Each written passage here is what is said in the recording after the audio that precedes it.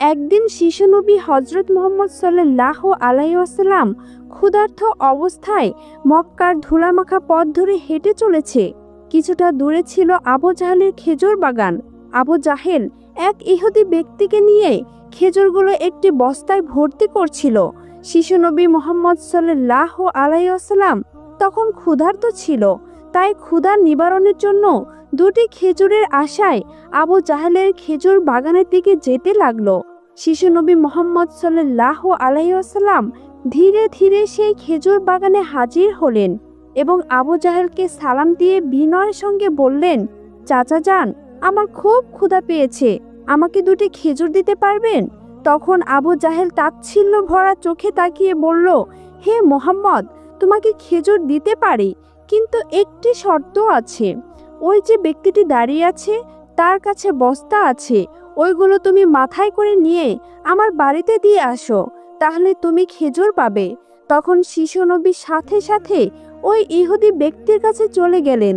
ইহুদি লোকটি তাকে অবাক হয়ে দেখে বললেন, হে বালক মুহাম্মদ, তুমি কি জন্য এসেছো?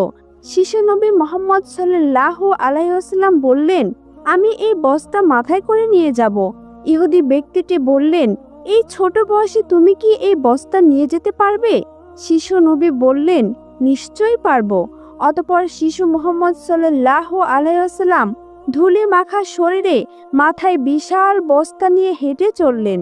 ছোট ছোট পা, ক্লান্ত দেহ, কিন্তু চেহারায় এক অপার্থিব শান্তি।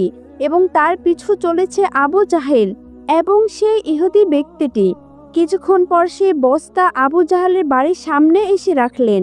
তখন ইহুদি ব্যক্তি এই বস্তা নিয়ে বাড়ির ভিতরের কোণে রেখে দিলেন। তারপর শিশু নবী মুহাম্মদ সাল্লাল্লাহু আলাইহি ওয়াসাল্লাম বললেন, চাচা যান, আমাকে খেজুর দেবেন না? তখন আবু জাহেল মাত্র একটি খেজুর দিলেন। তখন শিশু নবী হজরত মুহাম্মদ সাল্লাল্লাহু আলাইহি ওয়াসাল্লাম বললেন, চাচা যান, আরেকটি খেজুর দেবেন না? এই নির্দোষ চাওয়ায় যেন আবু জাহেলের আগুনে ঘি ঢেলে দিল। সে রেগে গিয়ে হঠাৎ করে একটি প্রচণ্ড থাপ্পড় মারল।